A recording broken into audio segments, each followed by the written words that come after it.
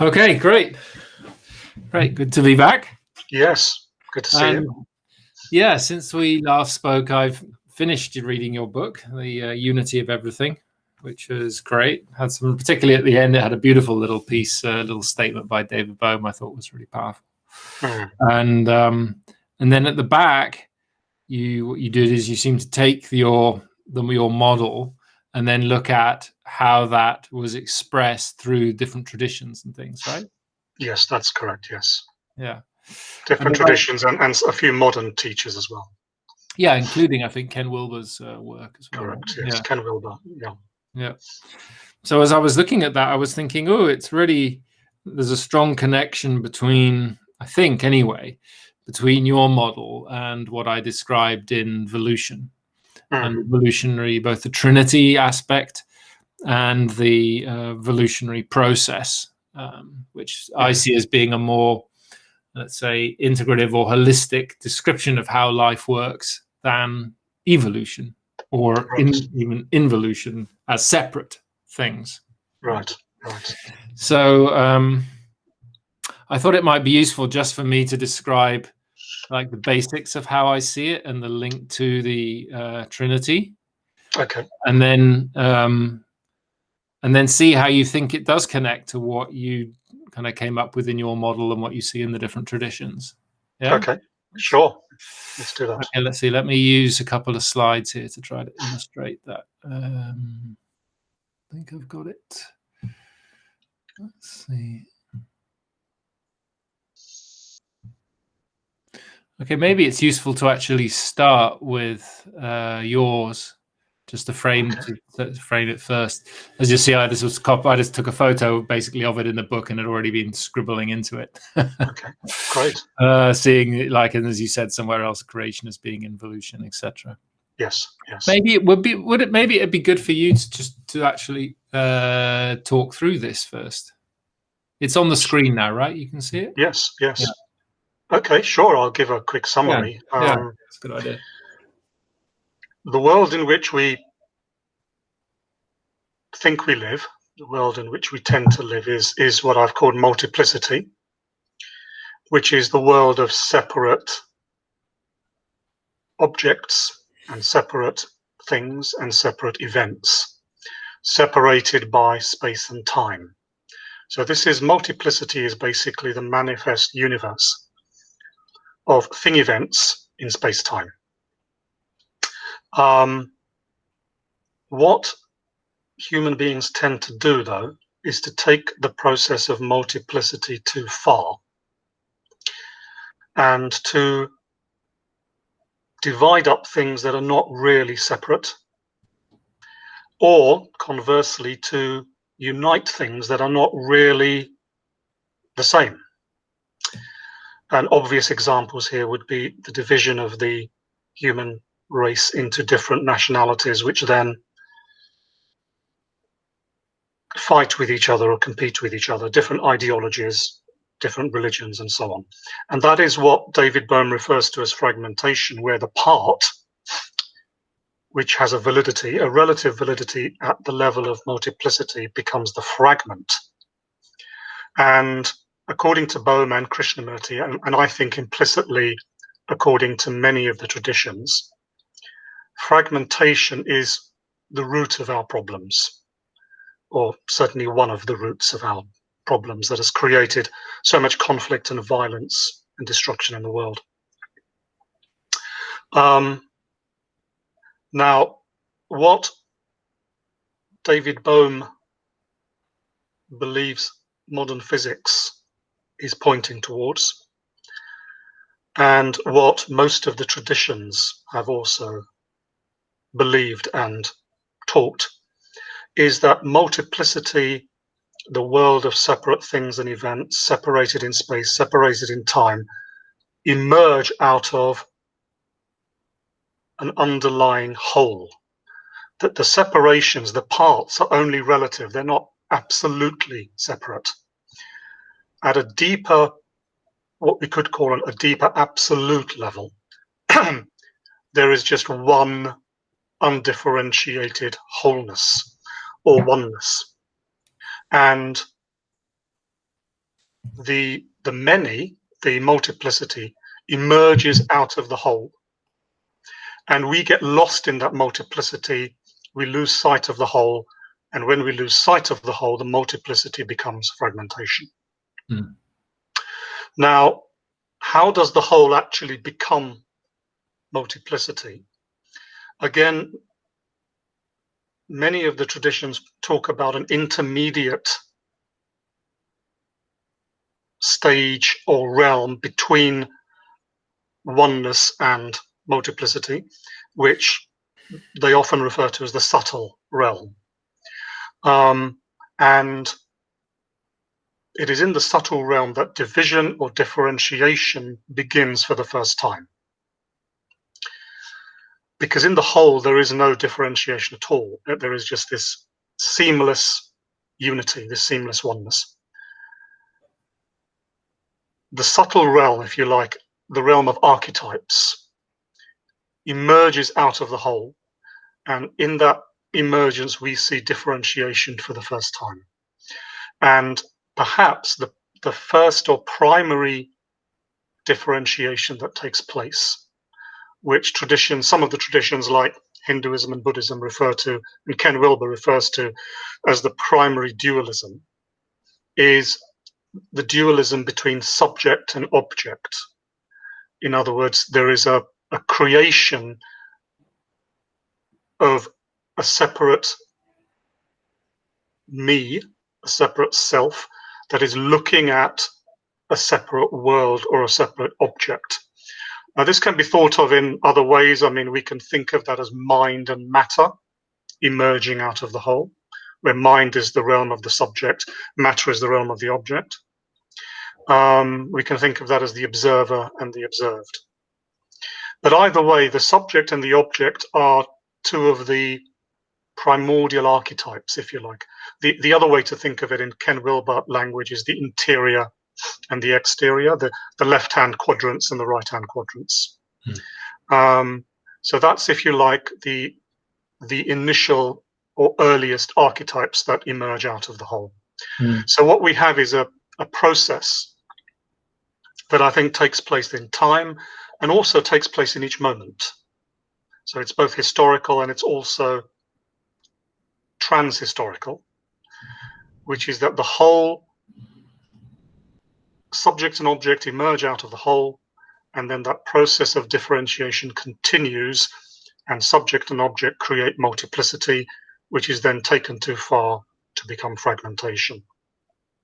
That downward movement from the whole all the way down to fragmentation we could refer to as involution, and the process whereby we heal these divisions and go back from fragmentation to multiplicity to subject-object to the whole, we could refer to as evolution.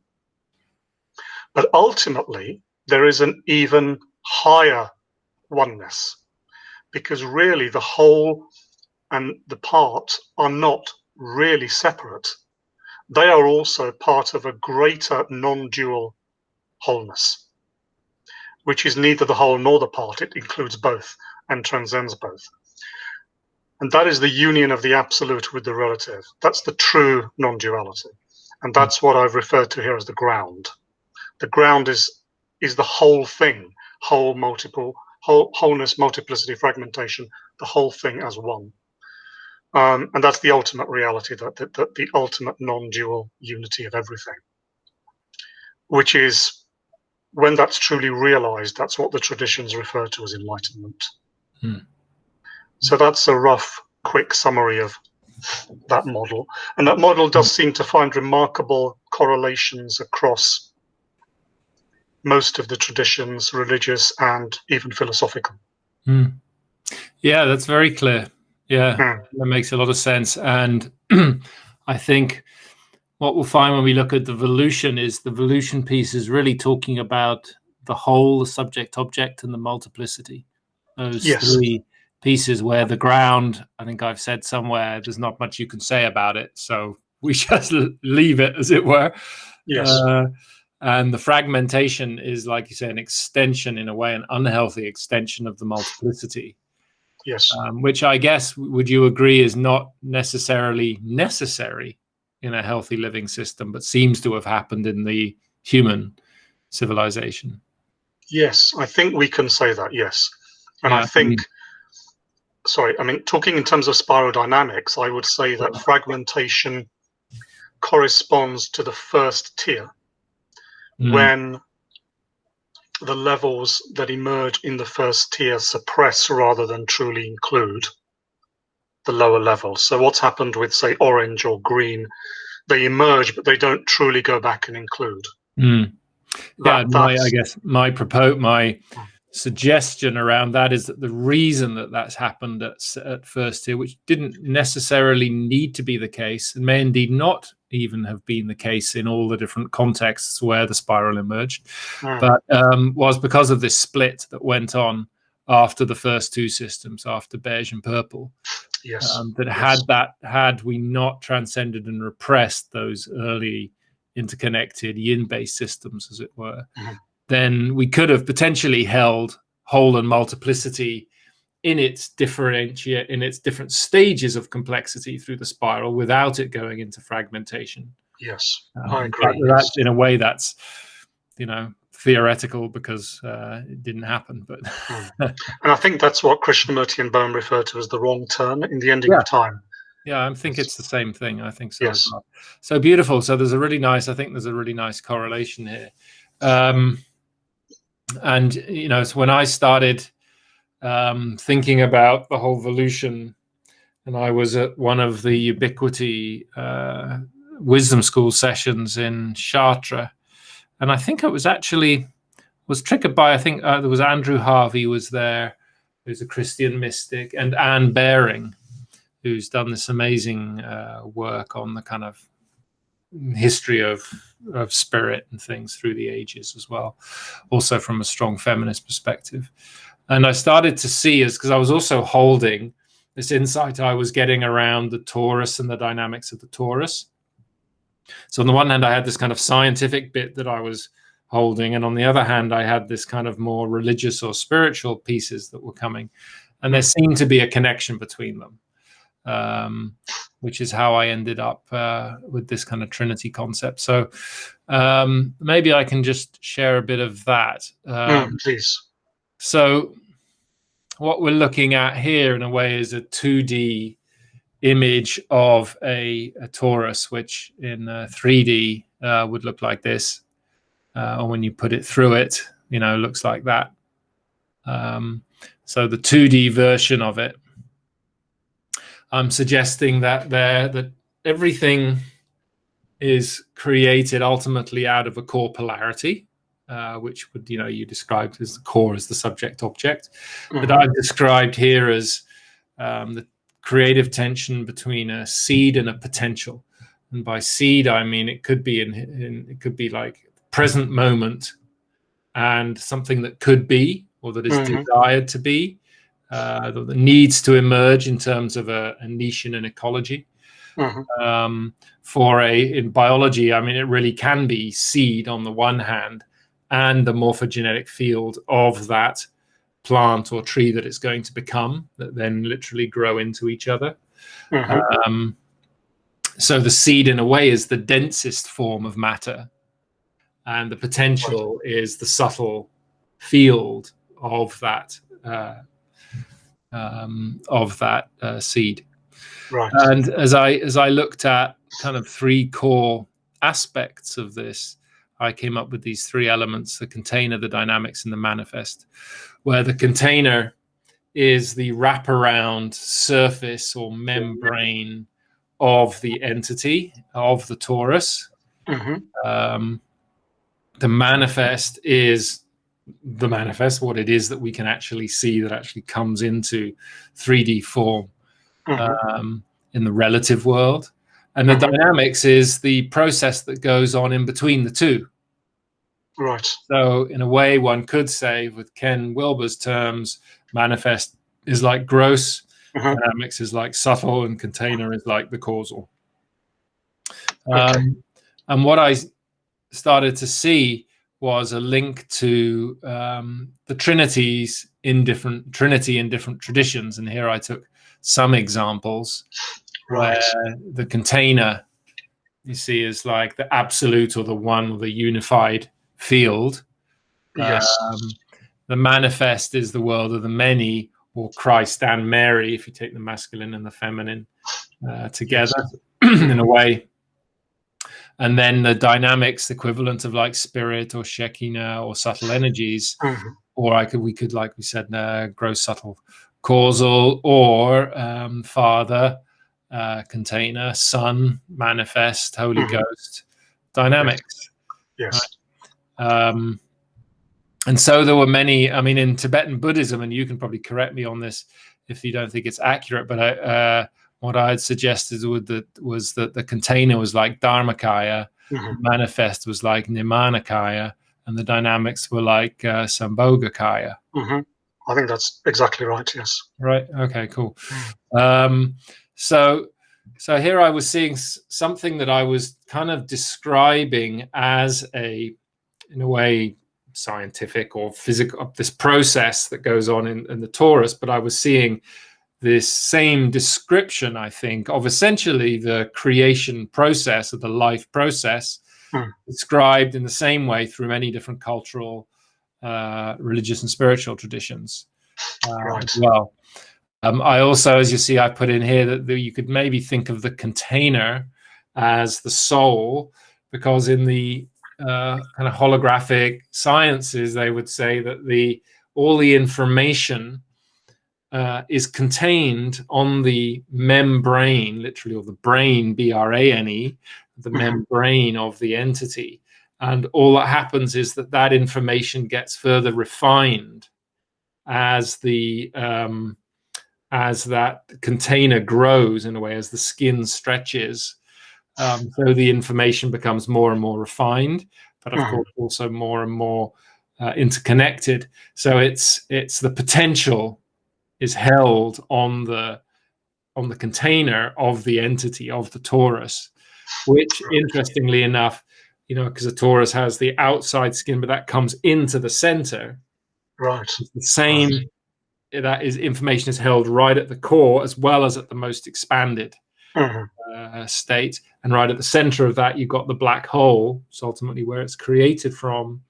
That is, I'm suggesting here, kind of equivalent to the heart chakra, or some people will talk with the work that I've done, the sacred space of the heart, where you really go in and it's completely still, where nothing happens, but you have the feeling that everything happens from there, as it were. It's created from there. I also felt like you could also create some equivalence here between seed potential or sacred mother, sacred father, where sacred mother in the sense of pure and full acceptance of what is, and sacred father, the connection to all that could be. Okay.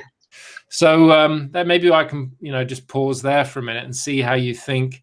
So the way I would translate this into your model here is that the container would be like the whole, and the manifest would be the multiplicity, and the dynamics would actually be what goes on around subject object. Then it being, in a way, the dynamics being would you say that subject object could also be like yin yang, the two core polarities, right? But then it goes from the 2 to the 4 to the 8, just continues to differentiate, basically. Subject object is just one example of the initial polarity that arises out of the whole.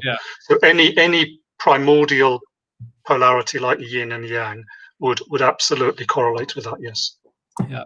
So how does that fit with you? Do you think that kind of connects? Do you see any things worth differentiating? Or no, I can see there are some strong correlations. Yeah, I mean, container, you've got the absolute one unified field that absolutely would correlate very well with wholeness. And then manifest, many, Christ, Mary, that would correlate very well with multiplicity. And you've got your dynamics in between, which is the realm where subject and object emerge. And I think what you've introduced here, which is important, is by differentiating here between the potential, which is the Sacred Father, and the seed, which is the Sacred Mother. Have I understood that correctly? Yeah. You've brought in a dynamic of time, so which isn't explicit in my model. So if you think of my model as the y-axis of a graph, what you've done is you've brought in an x-axis, which is time. So whole and part are, through time, whole and part are continually feeding into each other. Yeah, exactly. And creating a spiral where they each inform each other. And so in evolution, it's not just the part doesn't just simply go back into the whole like it once was. The whole is also evolving along with the part. Exactly. Yeah. And that creates a spiral.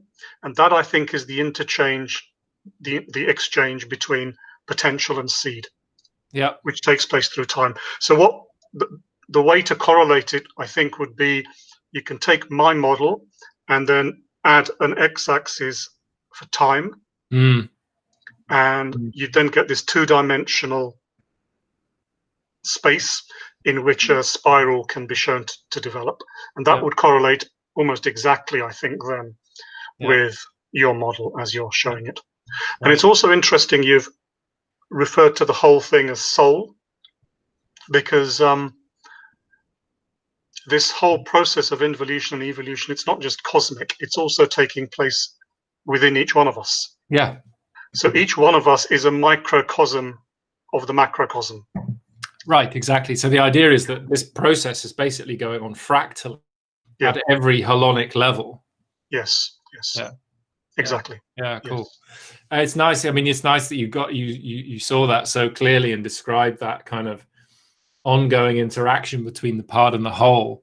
And the thing that really struck me in that was this, have you seen this before? This is the jitterbug, Buckminster Fuller's jitterbug.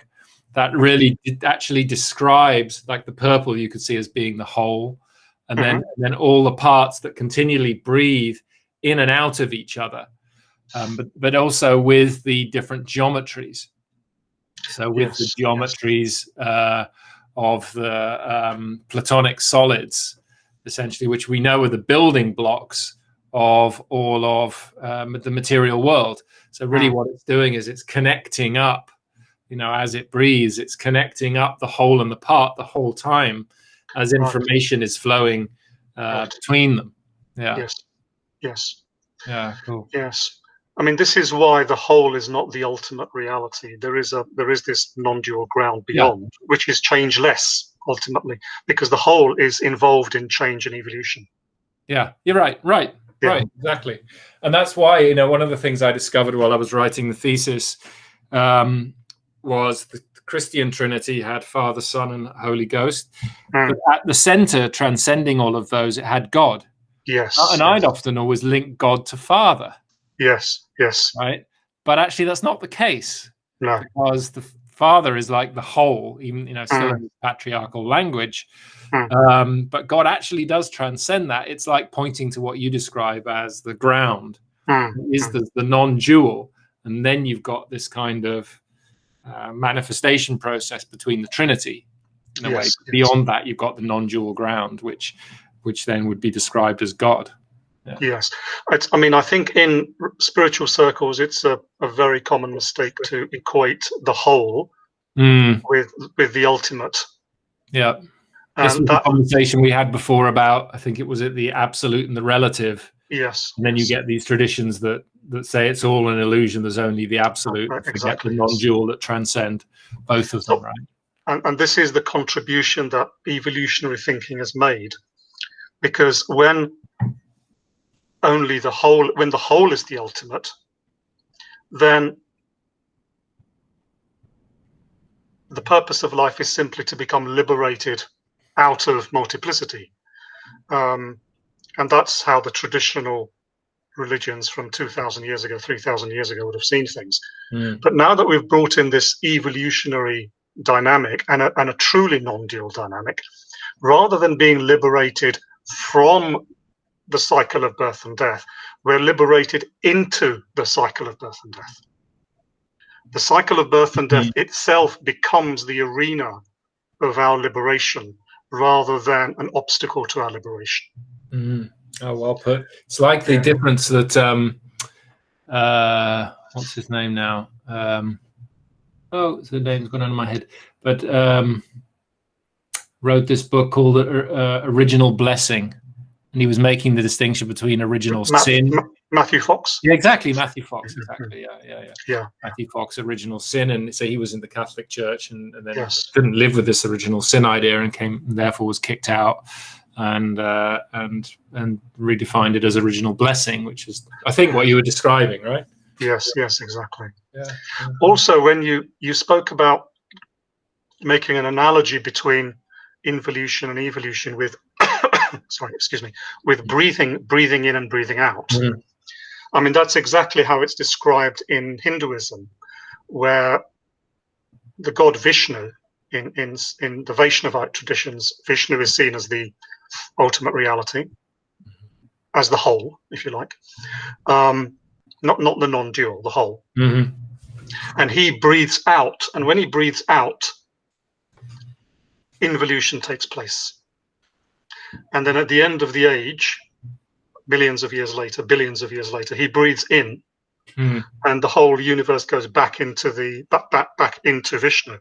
Right. Now, whereas the traditional view would be that this is just a repetition of the same cycle, with an evolutionary perspective, each new cycle of breathing in and breathing out is different to the one before, and it's being informed by the ones before. So Vishnu himself is evolving.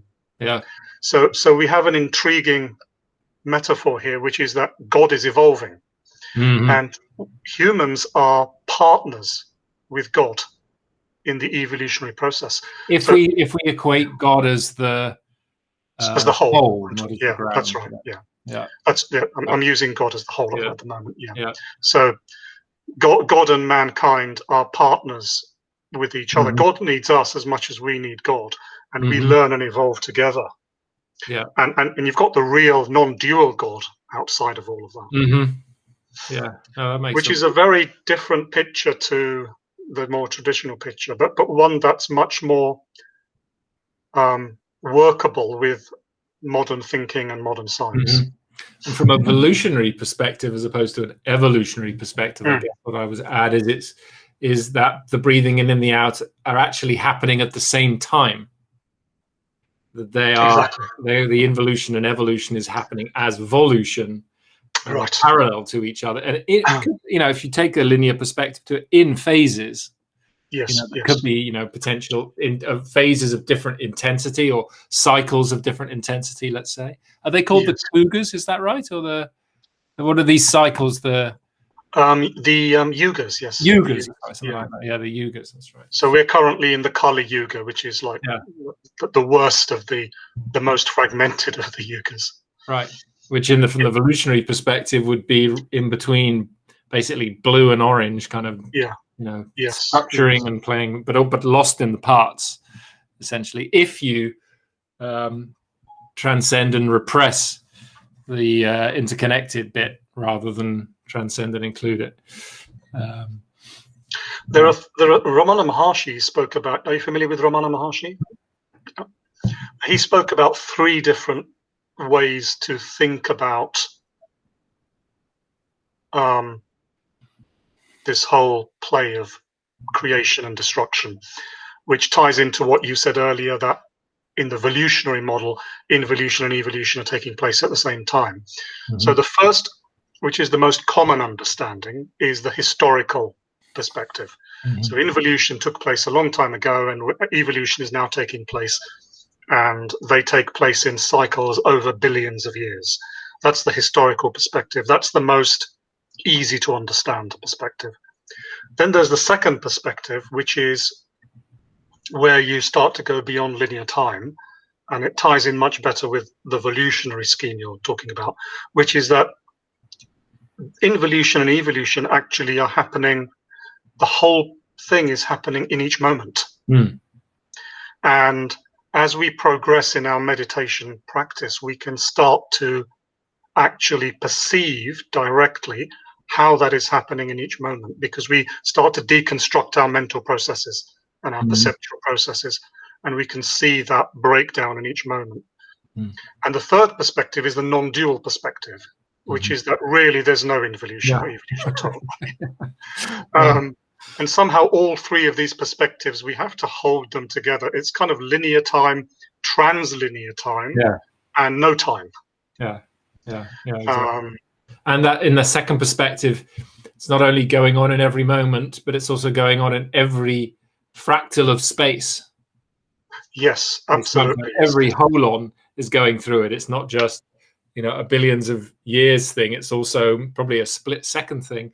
And it may even be what goes on in that splittest of seconds when a proton pops up and then disappears again, or pops up, gets captured and held, as it were, and then becomes something and disappears. But from that microsecond of time through to the greatest, cycles of eras, basically the same process is going on. Since space and time are part of the same fabric of reality, reality is space-time. It's not; they're not really separate. Then, if involution and evolution are happening in each moment of time, by implication, they must also be happening in each fragment of space. Right, there you go. Yeah, of course. Yeah, because space and time are really the same thing. They're part of the same thing. So we talk in terms of time, but we could equally well talk in terms of space, as you said earlier. It's happening in each holon. Yeah. I was reading, I think it might have been in The Ending of Time, David Bohm describing this process of the, basically what's going on is in every moment, protons are popping up and then disappearing again. And then some of them are catching, as it were, or something's happening with them, or they're just disappearing. But basically that's what's going on. And that is reality, is in every moment, it's reinventing itself in the moment. And then what we did is we projected linear time onto that process, becoming something. But actually, it isn't a linear process, in that sense. And I was just reading Greg Braden's new book called Wisdom Codes or something like that. But anyway, somebody recommended it to me, and the reason they recommended it, I think, was just what was contained on the first couple of pages, and after that, it's interesting. And it was that apparently the Native American Hopi, so this would have been before the split, kind of tribal consciousness. When they developed their language, have no language for the past and the future. Okay. The whole language is structured as kind of ing words in the present. Right. So that tells you that the hunch that I had, that the kind of time in the pre-split phase, so in the beige, purple, yin, tribal, instinctive phases, was not linear. Didn't have past and present. Didn't have past and future. Yes. That is something that we've just recently developed as a perspective and come to think as of being permanent, but actually in terms of the history of the life on the planet is actually a very recent development. Yes. In terms of humanity's development. So that was really interesting to discover that. I wonder could we say that linear time is a fragmentation? Or can it be used in a way that would be multiplicity and not fragmentation? Yeah, my sense is that when they were talking about the problem with linear time, I mean Bohm and Krishnamurti, what they're really talking about is the problem of because they talk about psychological time on the one hand and physical time on the other. That I think we can accept that in a multiplicity sense, the discovery of evolutionary time, linear time in physical time, is a valid discovery. It's a valid perspective. We can see how things have grown and evolved, etc., over time. The issue is how we relate psychologically or psychospiritually to that linearity, mm, mm, right? And so I think it becomes fragmentation when we forget the translinear, or actually the prelinear, the cyclical and the present. Our mind just gets caught up in the past and the future, worrying about what happened in the past and concerned about what might happen in the future, therefore completely taking us out of the present. So the fragmentation, I believe, happens in the way we relate, we could say, to physical time, to the fact that linearity is there. And my thesis is the reason that happens is because of that split, because we transcended and repressed the cyclical, or the presence, or the instinctive time, as it were. Yes. And that took us out of that and just plugged us into this kind of disembodied present obsession. Yes. So the fragmentation is indeed in what they described as psychological time. Yes. And I think my sense is then, as I was contemplating it the other day, is that it's like when you're really in the present, where there's nothing in between, let's say, you and life, or nothing in between the psychological and the physical time, it becomes one. You really are kind of there and in it. It's you're feeling, you are having this immense experience of presence, and at the same time something is flowing through and throwing in through involution, throwing through as evolution, as it were. But we're not, we're more, it's almost like I guess a witness state, in a way. We're witnessing it rather than getting caught up in it or getting distracted by it. We're noticing it and then, responding, but responding as the whole, rather than trying to think we have to, oh God, this happened in the past and that might happen in the future. Got to work out, what to do now. That kind of disappears. Right. And it's very interesting what you said there about being disembodied, because I think that's key to understanding how fragmentation happens.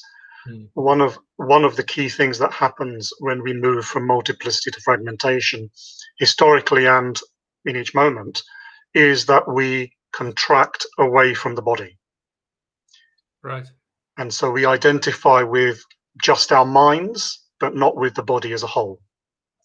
And that's why one of the practices that spiritual teachers use to help you to get back in touch with the reality of the present moment is deep body awareness. Right, the breathing. Exactly, yeah. Also, I think the other way in which chronological time, which is multiplicity, becomes psychological time, which is fragmentation, is we lose track of how we are creating that linear time. And we forget how we are creating it, and we then project it outward in an outward direction. And we then start to imagine that it's really there objectively, forgetting that we're actually creating it. So a deep awareness of our mental processes, seeing how we're creating all these structures, is also a way of freeing ourselves from fragmentation.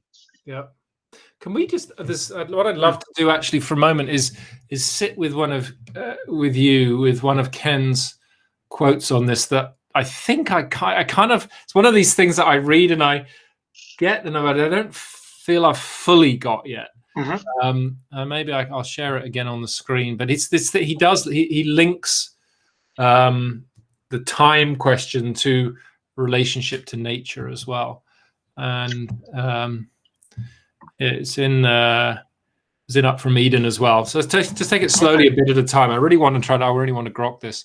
Okay. So he says, since nature stroke body is the referent of seasonal time, I guess we're meaning cyclical. I guess the body goes in cycles, nature goes in cycles. Okay.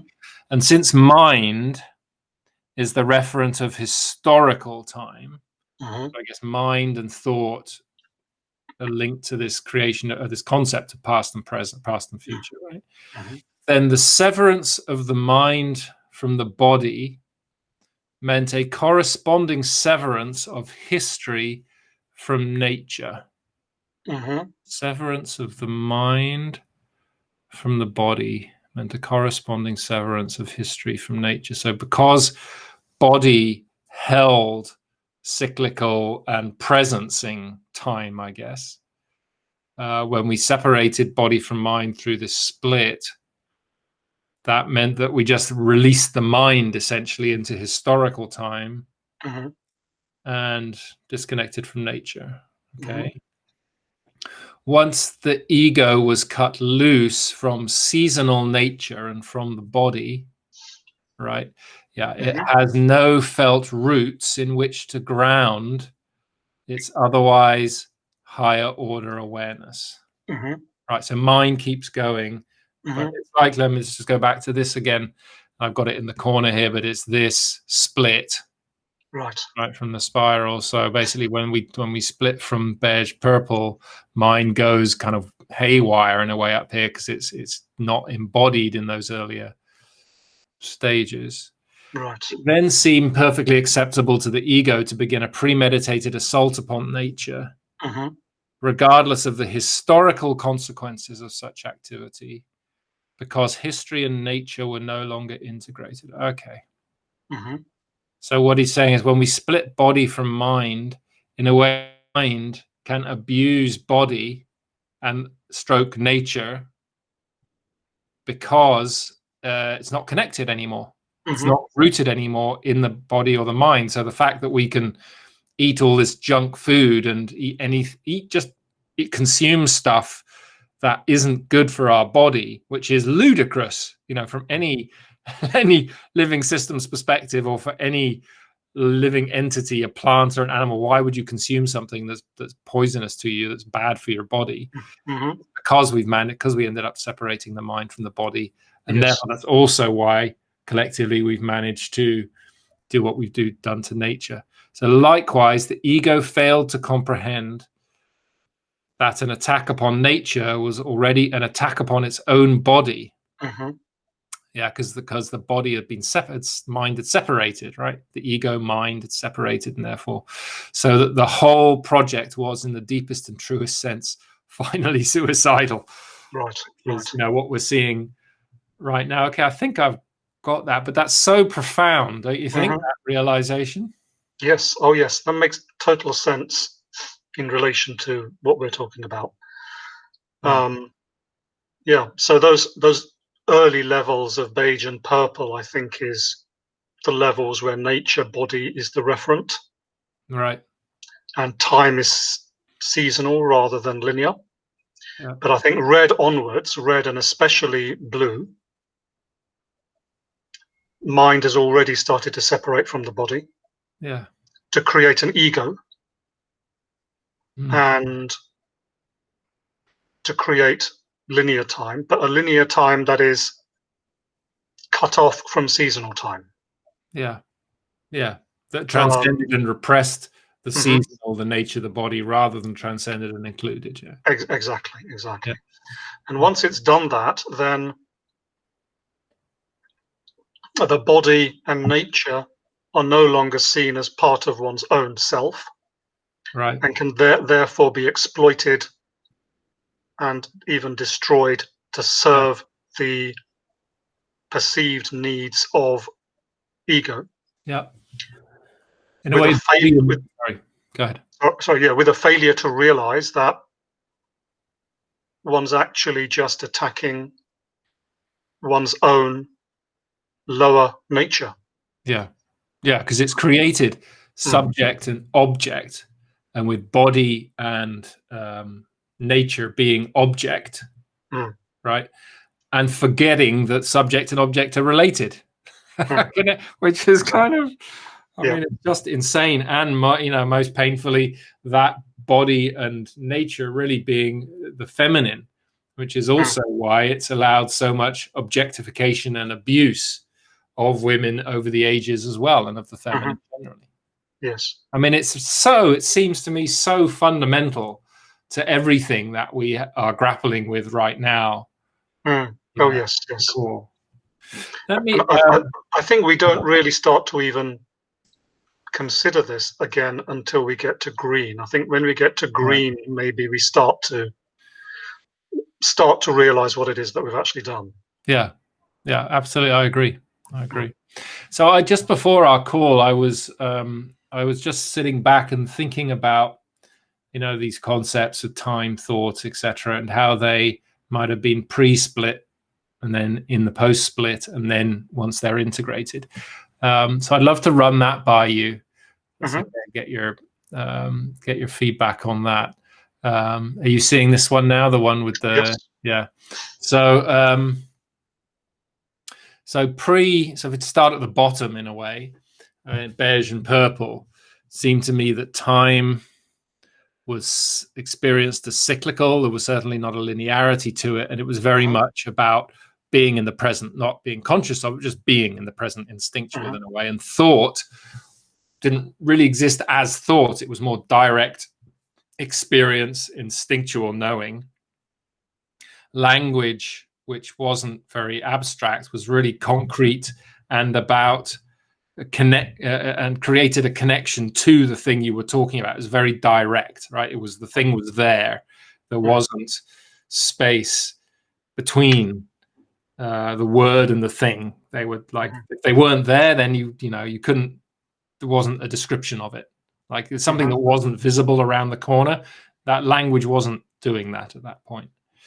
And in terms of space, there was this sense of it being alive, and the sense of it being a direct experience. Remember, still not a cognitive thinking about, but a direct experience of it being a very dynamic, moving, interconnected kind of web of life around you, as it were. Not in a romantic way at all, you know, very much in an experiential way.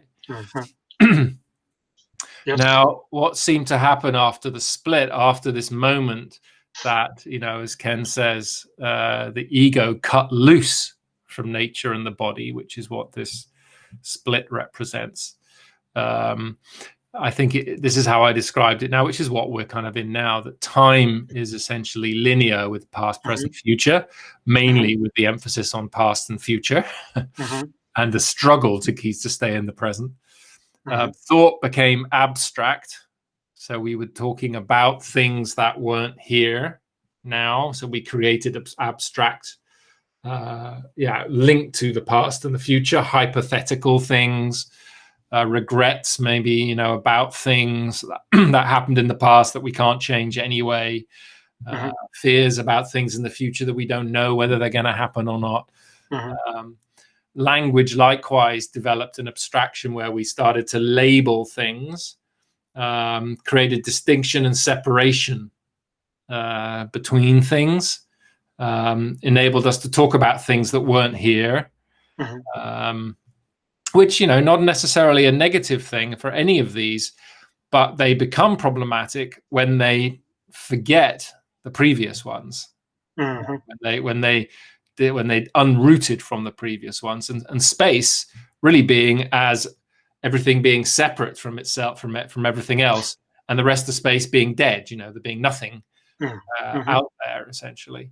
And that's where we've ended up as a result of this, you know, the emergence of the sense of separate self, forgetting to turn around and re-embrace this earlier phase. So I then asked myself, so what might it look like when we'd actually integrated these two? And by the way, that's also, let me just see if I know I'll come to that. Yeah.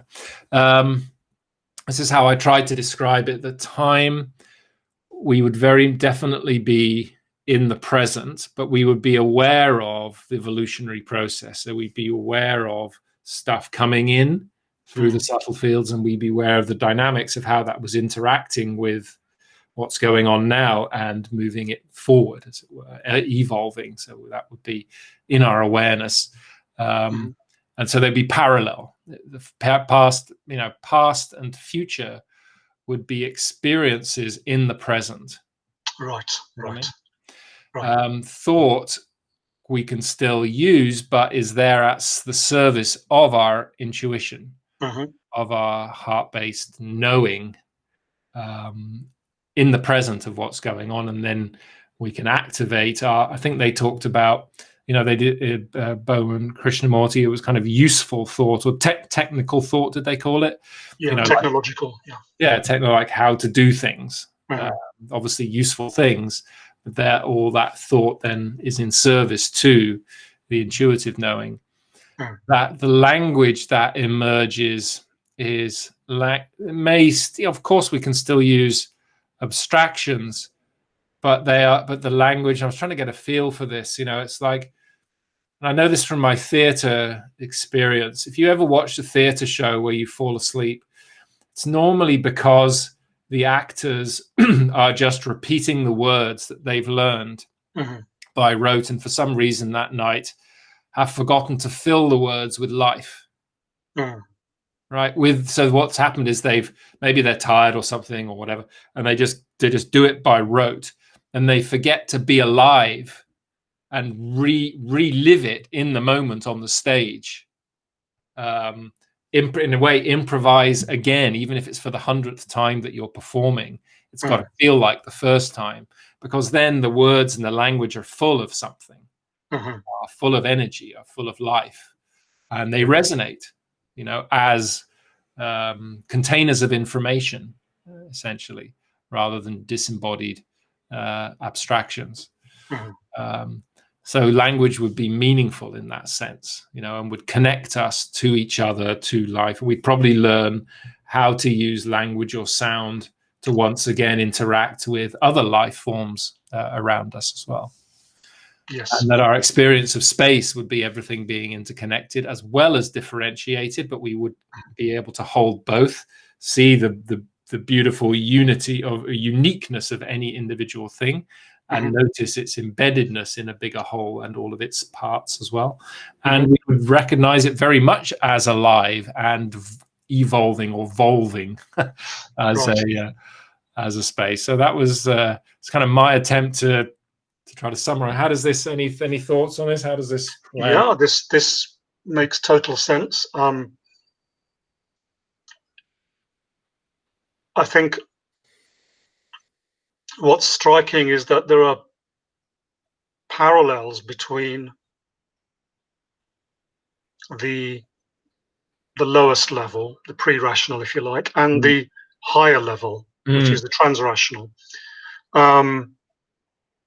And it could be easy to confuse the two because they're quite similar. For example, time in the pre-rational, one is living in the present. And again, trans-rational, one is also living in the present, but in a very different way to the way that one is living in the present in the pre-rational.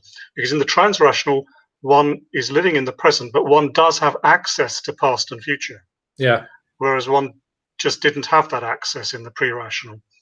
So I think what's really important, and you've done that, I think, very well, is that not to commit what Wilber calls the pre-trans fallacy. Absolutely. Because that I think can happen quite easily here if we're not careful, and it does happen in a lot of New Age literature. Because what we're not saying is we just go back to living in this cyclical, non-linear way. We go forward and we integrate both the rational and the pre-rational in a higher order synthesis. Exactly. That is very important. But otherwise, yes, that's the struggle. I think what we often see is, particularly in green or, as you say, New Age circles, quite understandably, is that as we attempt to, because what we feel is the need to reintegrate that purple and that beige, and so we go back, and in a kind of, in a way, a naive way, we kind of, at last, we found again this expression of our wholeness, and so we do regress in a way to go back to try to integrate it, and then we often would reject some of the positive evolutionary stuff from the later levels for a while. Exactly. Yes. We try to integrate it, but to distinguish between them is very, very important. Yes, I think we do in the process, it can often happen that there has to be a temporary regression to be able to re-experience and re-own all of this stuff that we've suppressed or repressed. Yeah. But it has to be a regression in the service of transcendence, not just a regression for regression's sake. Yeah. But while we're in that regressionary phase and we haven't transcended again, we can often demonize the rational phase. And that happens a lot in green. Green often demonize blue and orange and say that blue and orange is the cause of all of our problems. And if we just go back to purple or something, everything will be sorted out. Yeah. But at yellow is where we truly start to integrate, and each level finds its place. And that's the difference between pre and trans, I think.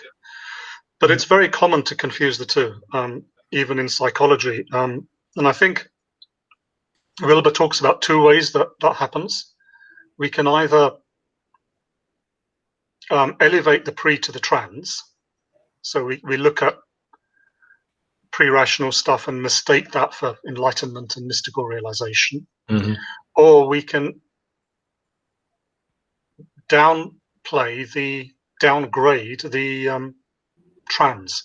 So we look at genuine transcendent insights, but then just write them off as some kind of infantile regression. Hippie nonsense. Yes, exactly. Yeah. So, I mean, Jung did the former and Freud did the latter.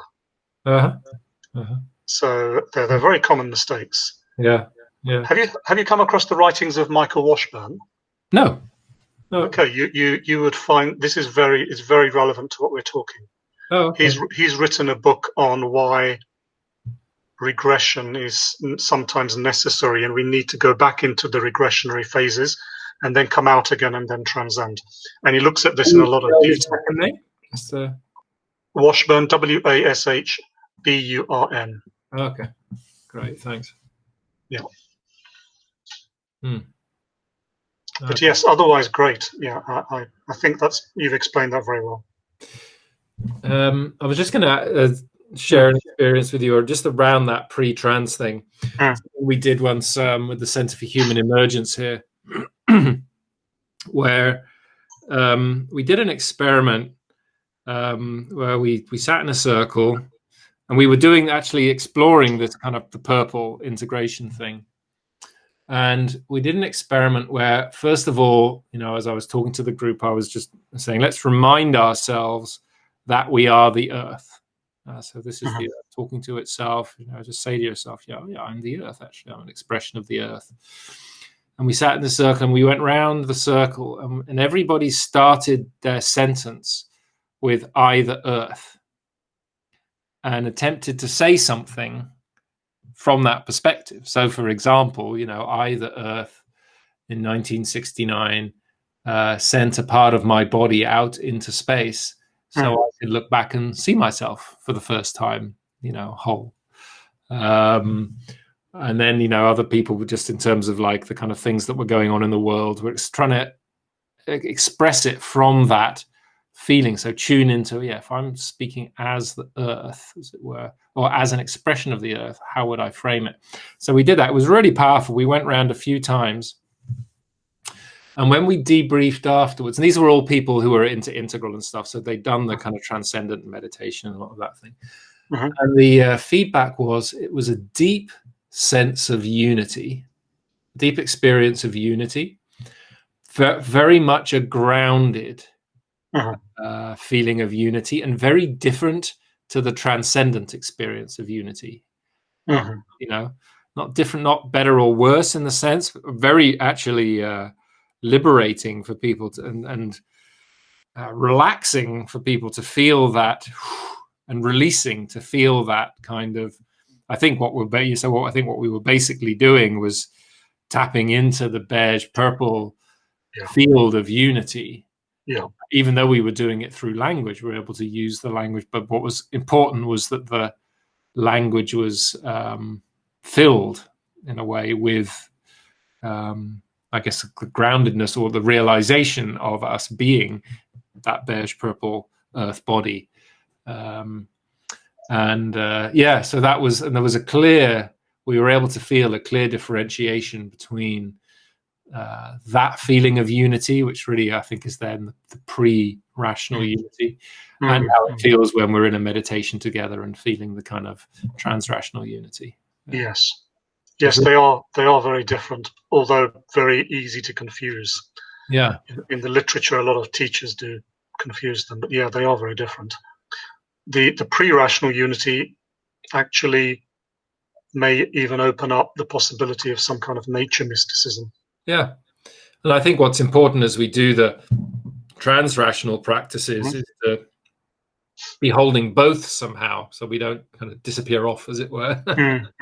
But a practice, and it's something we could experiment with. I've not tried it before, actually, where we could do both in a session. You could do the pre-rational unity, try to hold that, and then start to do a kind of trans-rational meditation practice or something, and see what happens. You know, when you're in that space where you're bringing in, as it were, the trans-rational unity into the container of the pre-rational holding space.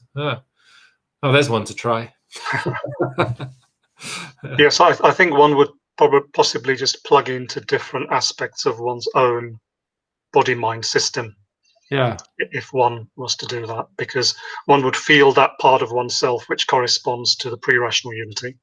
Yeah. And one would also feel that part of oneself that corresponds to the trans-rational unity.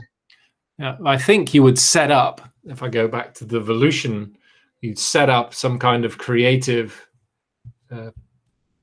polarity or tension between the two in a positive way, in a sense, and stuff. I could imagine things might actually start to flow in that space between, where you're able to hold the groundedness and connect to the transcendence at the same time, and just see how that works through our kind of body mind. Yeah. And, try it. This reminds me of the chakra system, the chakras in the body, because the lower chakras, like the root chakra and so on, would correspond, I think, to the pre-rational unity and the beige and purple, whereas the higher chakras, the third eye, the Sahasrara, would correspond to trans-rational unity. Ultimately, what is required is a unity of all the chakras, so that energy can flow up and down freely. Yeah. And that is the microcosmic equivalent in our body minds of this unity between the different levels that we're talking about macrocosmically. Yeah. Yeah, we actually experienced that.